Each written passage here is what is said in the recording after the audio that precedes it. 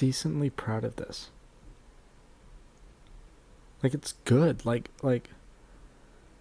the contrast between the like really out there inciting incident, but the goal and the journey just being like the dude just wants to fall asleep. Like, that's good, right?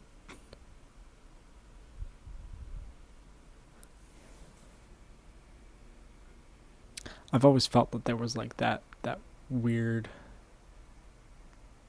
side of things that I could create. And so it's really cool to finally see that.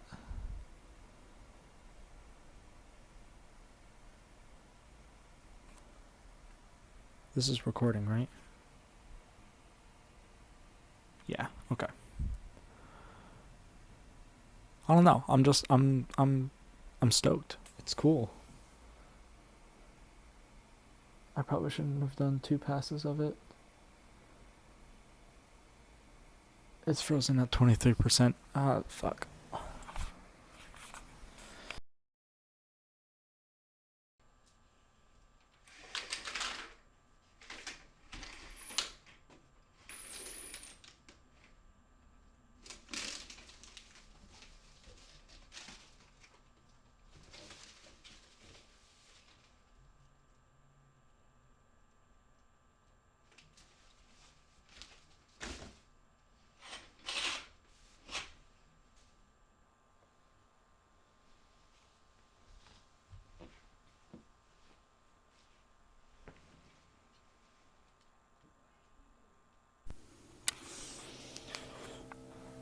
Okay, so what is this?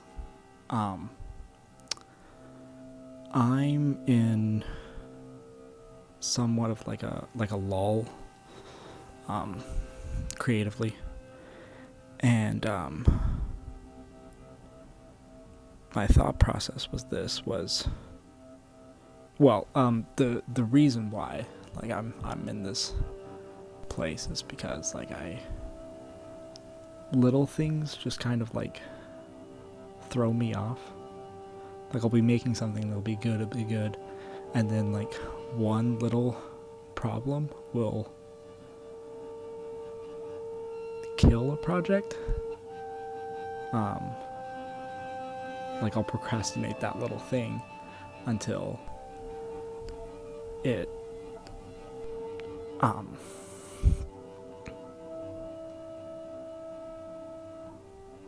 until it dies, until the entire thing is dead. So I thought, whatever this is, could hold me accountable to the small stuff that I'm making. Part of the reason is like I have this problem with like things being too small. Like I had that idea to make the portal, but I didn't feel like I was going to fall through on it because it was just a short film. It didn't have any deeper meaning. It didn't say something about me. It's like I need the next thing to be started. Part of the reason. It's like I need the next thing to define what you're watching, and that what gave me the motivation to.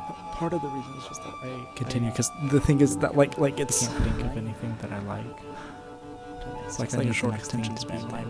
Magnum opus. Part of the reason is just that like part of the reason is just that I'm making. I'm in this, or any ideas that I have. Like, it's just part of the reason is creatively they're not.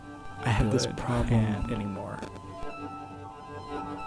I don't know. Part of the reason is that I feel controlled by what I was going. I have been feeling this for a while too, but I don't know how. Part of the reason is just that like part of the reason feel like I can do it or more, like so much more that I like I'm capable, but maybe I'm not.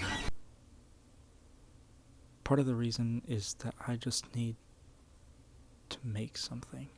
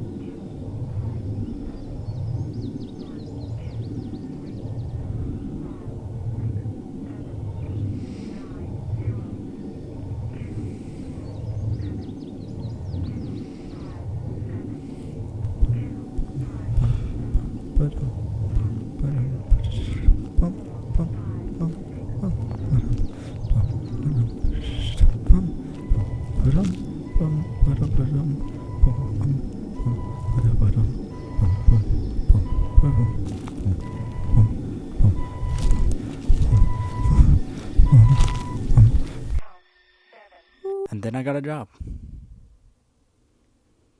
And I stopped.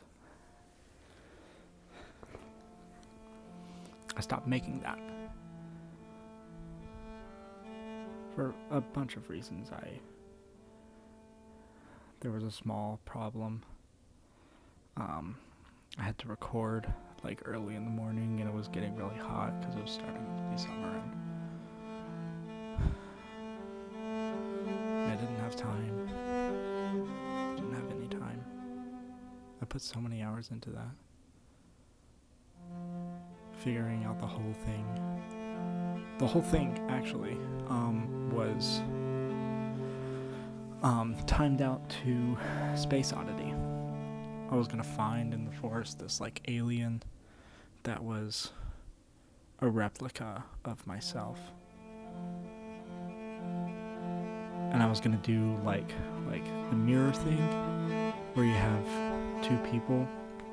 Whenever it was just on the main character, I was gonna shoot in a 50, but then when it was on the alien, I was gonna use a wide lens to make it like look a little bit different. Oh, and the fucking score that I found, like it's not in any of it in the beginning, but like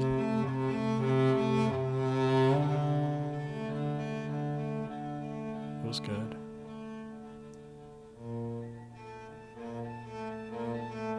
I just stopped.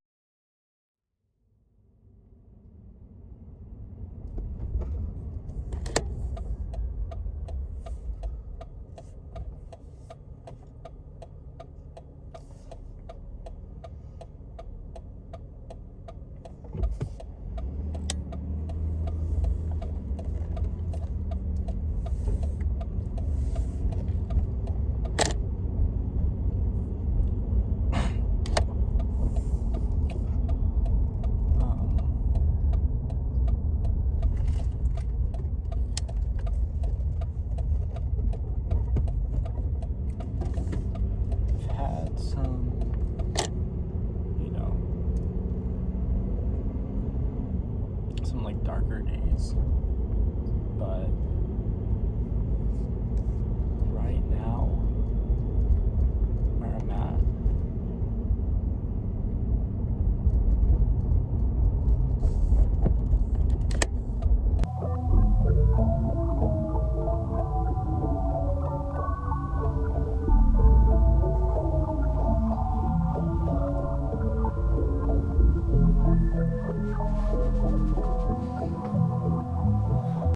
Let's try this for another fucking time.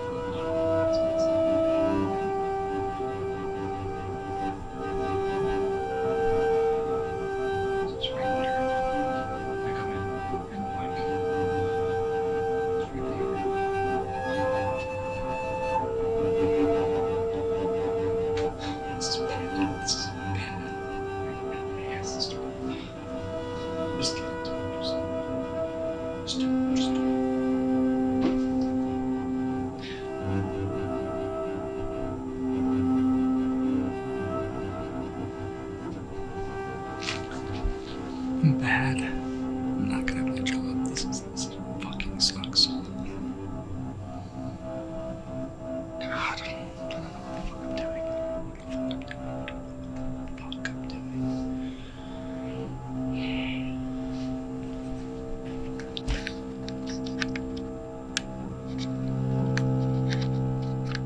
Whatever, that's fine.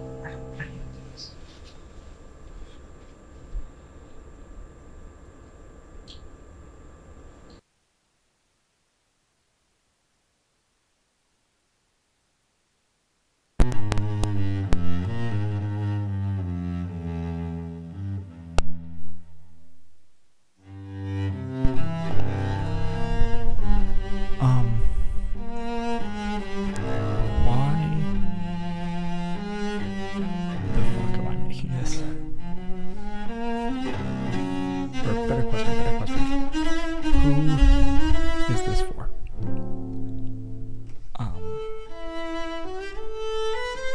I'd like to say it's for myself and to express everything and figure out everything, but it's not. It's for, I'm making this for an audience. I'm imagining that you are resonating with what I'm saying, and that you either feel the same thing, or take something away, or at least just understand. You don't. Because realistically, if you're watching this, you are another indie filmmaker. Just like me, just like 1,000 other. And you only clicked on this because it's an indie film. And frankly, you're a poser. You want to be known as the guy who only watches Good Soup and indie stuff that nobody knows about, and you can brag about it to everybody, and you're just so fucking pretentious. And because of that, when you're watching this, you're not empathizing with the message about and for not just indie filmmakers, but just indie art in general. And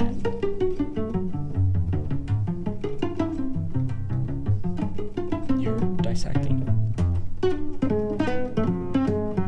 You're taking note of how I framed this shot. You're applauding, maybe not even applauding, you're criticizing, just whatever, it's all on a technical level, because that's all you care about, that's all art is, it's all giant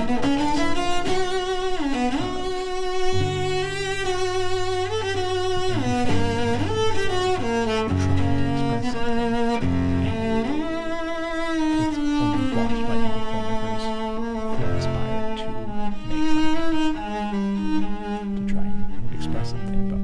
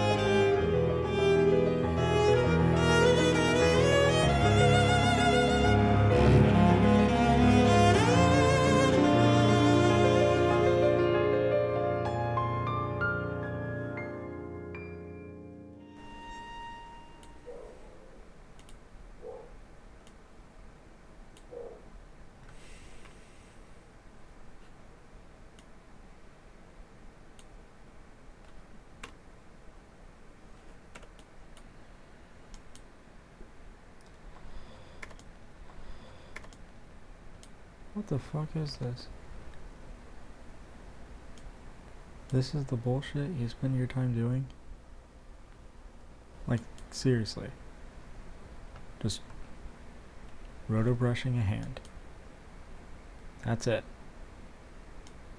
That's where you saw yourself 5 years ago. You were like, this is what I want to be doing. Oh, that was really interesting what you did there. That was very different than everything you've done for, well, like the past 5 hours.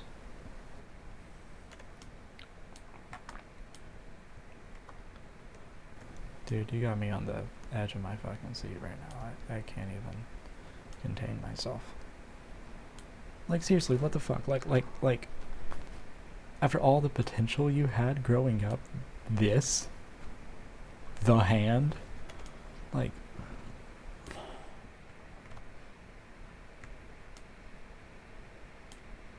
you mean to tell me that after all of the shit you wrote, all of the projects you started and talked about and what you wanted to be,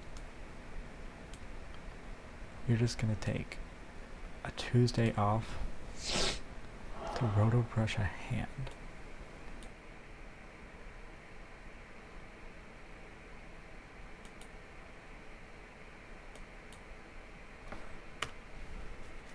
Click. Click.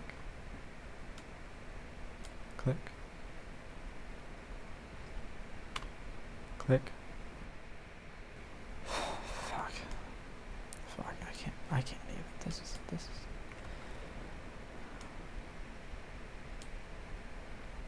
Did you wipe your ass with your hand?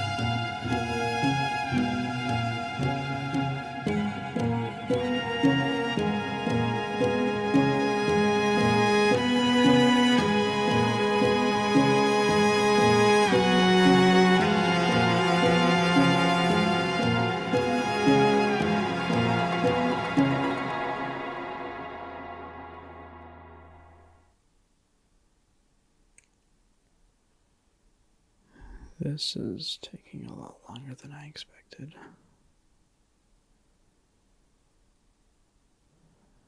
It's just tedious, you know.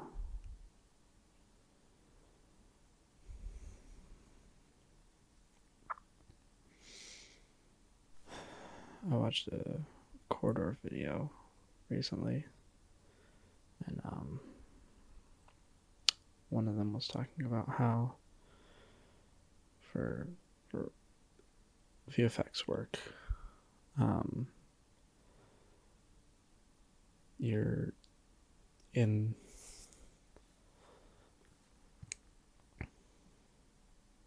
the business of poor deals. Like, it's a lot of work for a little bit of payoff.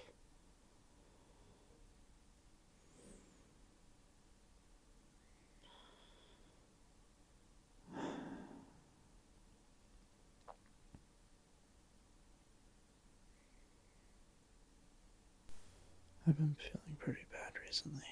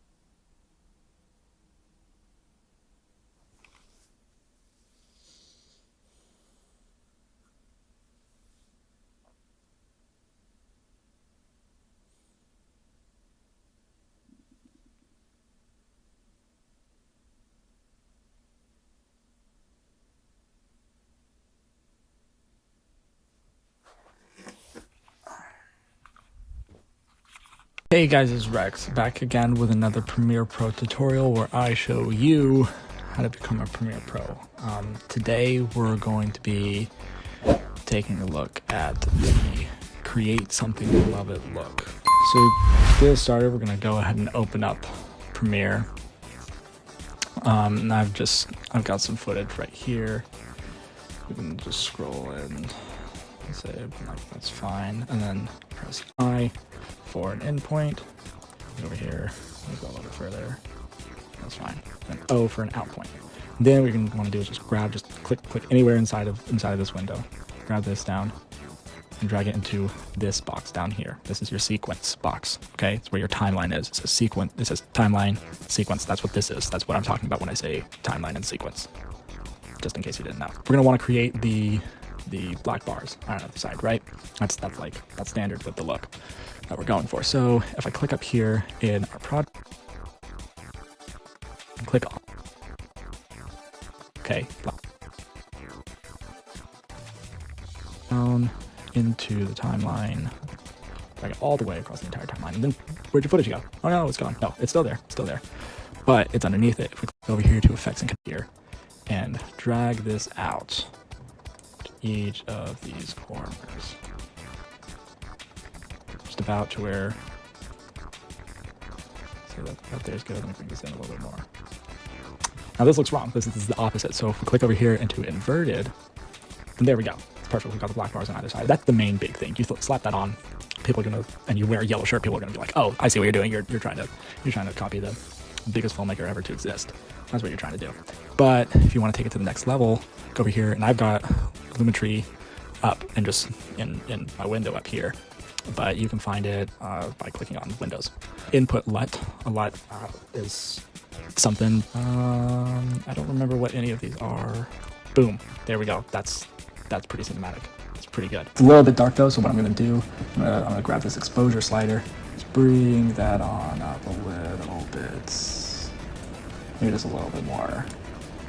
Yeah, no, that's pretty good. That's a little bit advanced, like color grading. If you don't want to get into that, then just slapping a LUT on there. Nobody will know the difference. But the big thing here is, of course, the space. Where's the space, Rex? Where's the space? You know, that's iconic. So let's grab a new clip from this footage. Let me see. Oh, here's a good one. Perfect. Right there. I have the space footage right here. So if I just grab just a little bit of it, that's probably enough. Drag that. Right, how do I do that? And then you drag that. Right, and then you drag that underneath the clip. Then what you can do here is take an effect called key sum. Drag it onto the above clip. This clip. Not then what this is. Home key. Eyedropper tool. Take this eyedropper tool. You click on the green here. Boom. There's space hands right there. And that's basically how Nathan Ferguson did it. That's his technique revealed. That's how he spent I don't know, almost a year of his life working on this movie that now everybody in the world knows about. So yeah, please like and subscribe, and do all that stuff, because I am homeless.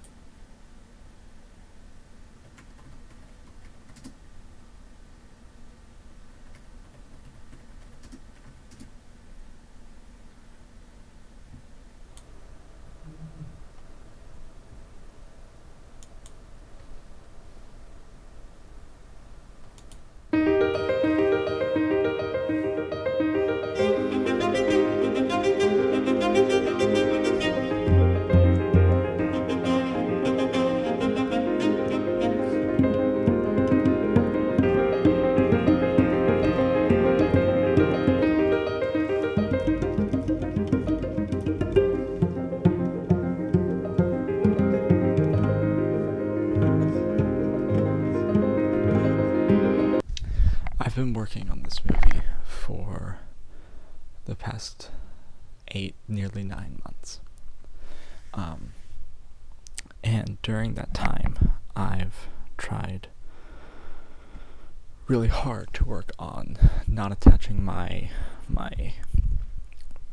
self-worth to what I create. Like that's been the big thing, and all the insecurities and the depression that comes along with that. But where I'm at now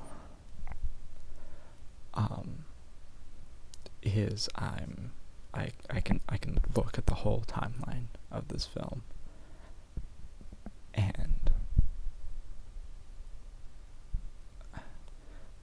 I'm proud of it. I don't want to be, because with that pride comes this idea in my head that this film is gonna make me. And let's say it does. Let's say when I release it, I'm well known. People praise it. They praise me. I become something.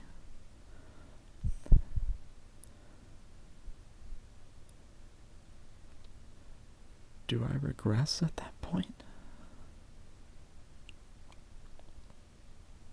Does everything that I've all the self-improvement that I've been working on fade away?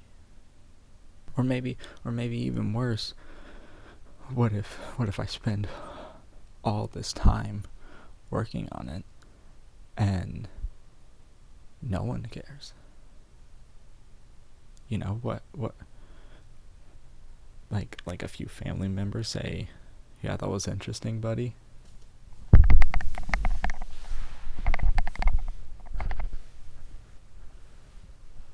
What do I do then?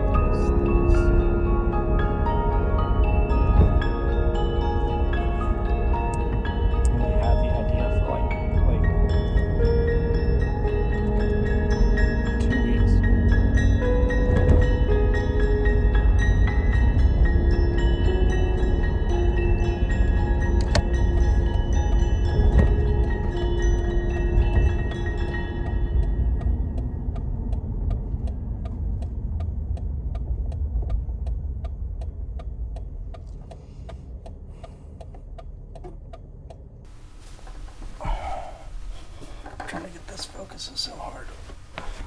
Okay, how does it look when he's standing right here?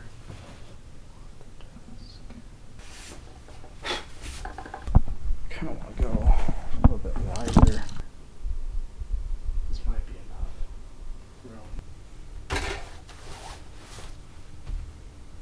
room.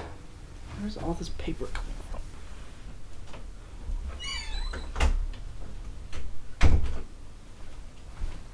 Set those there. How does that look?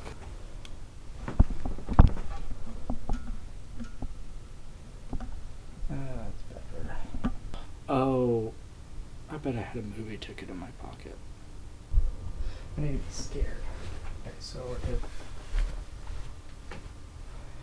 I'm right here, right,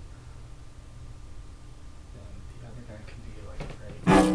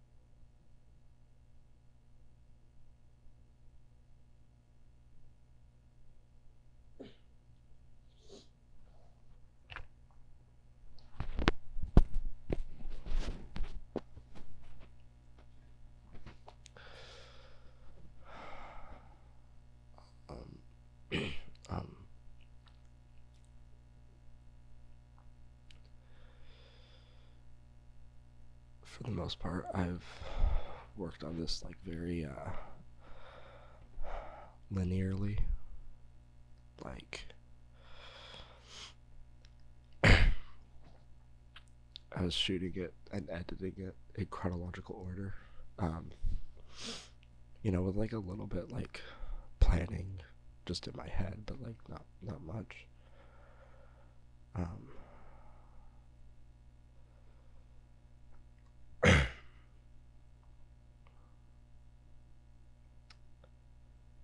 However, there was one scene that I shot at the very beginning.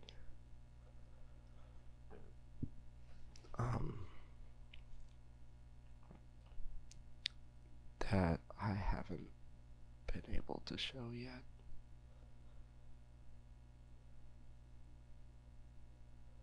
Because if I do,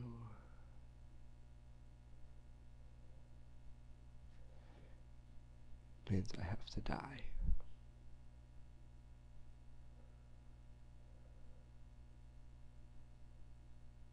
But right now I don't have any other options, so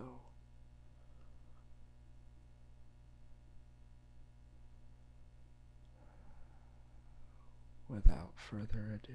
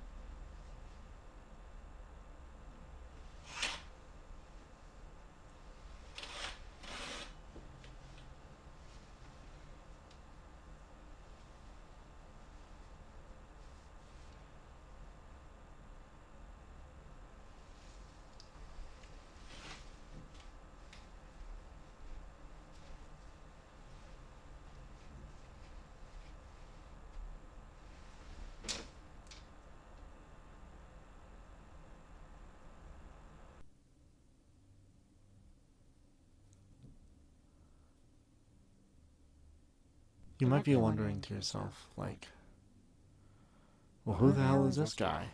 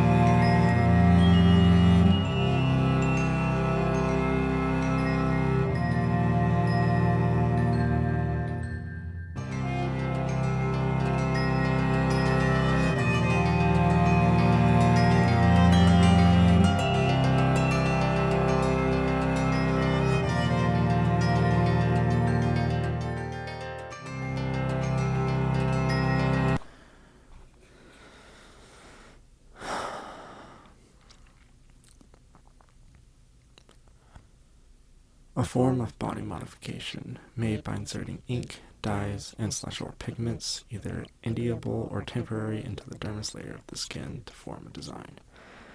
Most often used to create a permanent reminder of a loved one, message, or an identity that you are now bound to.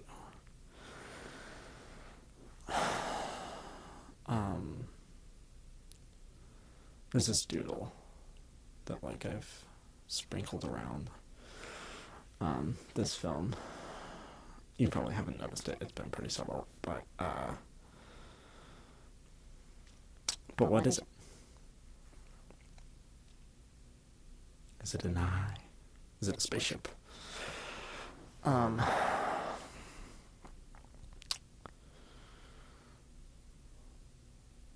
When you're setting up a shot,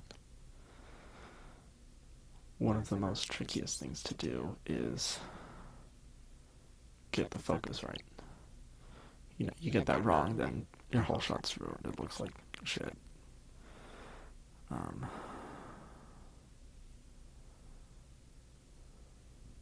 So you want to be mathematical, precise about it. And you can do that by measuring the distance from the subject to the camera sensor. Not the camera lens, because that can vary. But the camera sensor. And then you take that measurement and you adjust on the lens. There's these little indicators right here that show the meters or the feet. And so you set that, and then boom, perfect focus. But there's a problem. There's a problem, right? How do you know where the camera sensor is on the outside of the camera? Because it's all internal, right? Well, there is this symbol, right?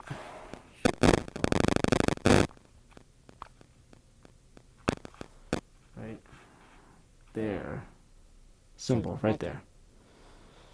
That one. That tells you exactly where the sensor is inside of the camera. And so you measure from that to your subject, adjust the focus, and boom. You know, that's it.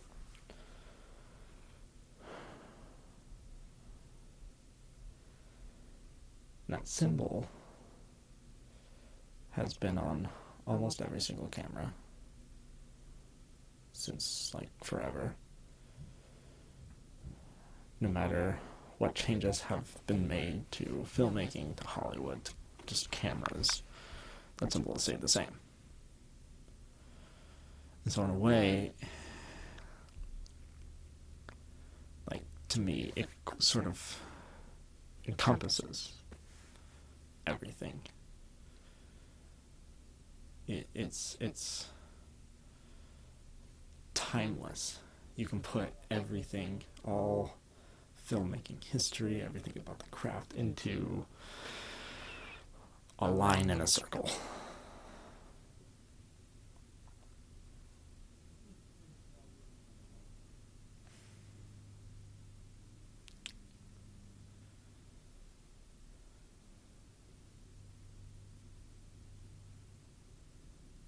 Past few months I've been looking for a tattoo idea for my first one.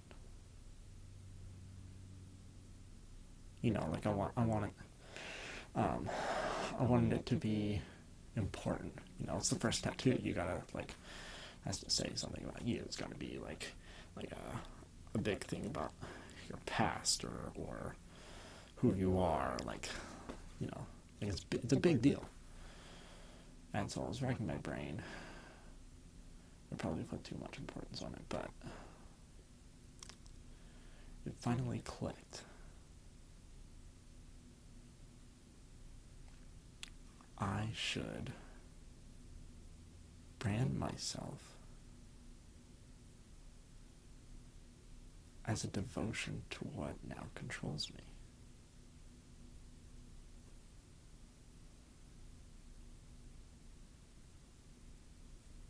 Genius.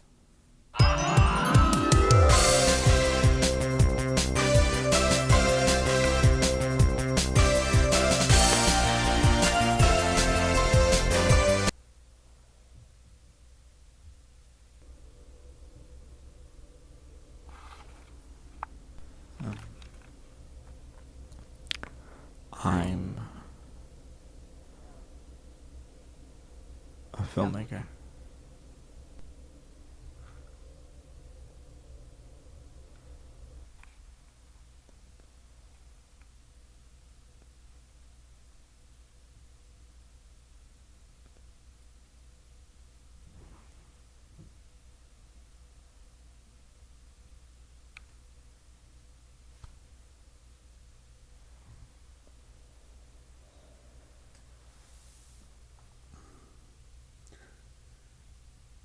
Art is not a show of the craftsman's craft, the importance of a brushstroke, or the message being told.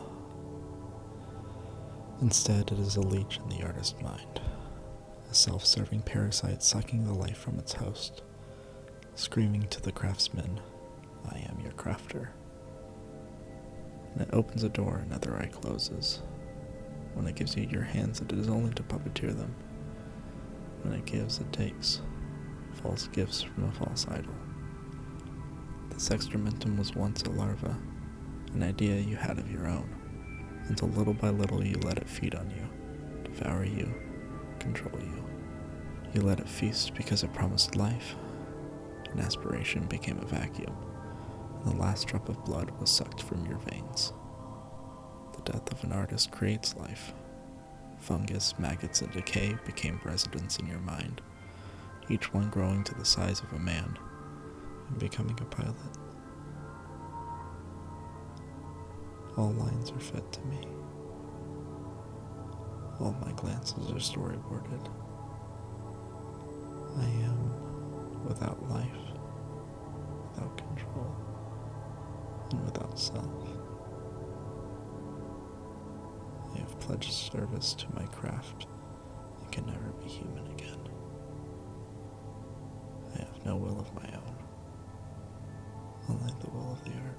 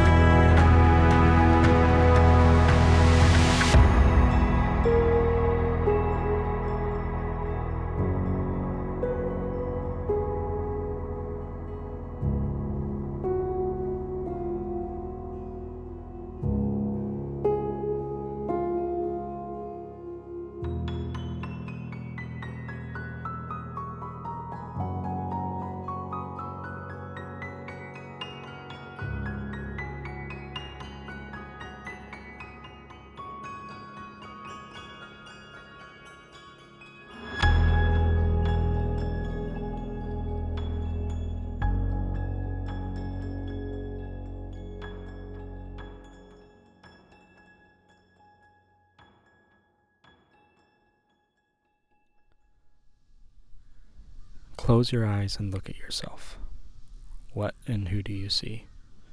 Why is your definition more than your name? Why is it any less than anything? A universe has exploded and contained itself in the bang. An entity contained itself to an identity. We only look at ourselves through a reflection in our eyelids, an artificial reflection entirely, because the one line that we contain ourselves to is nothing short of an infinity.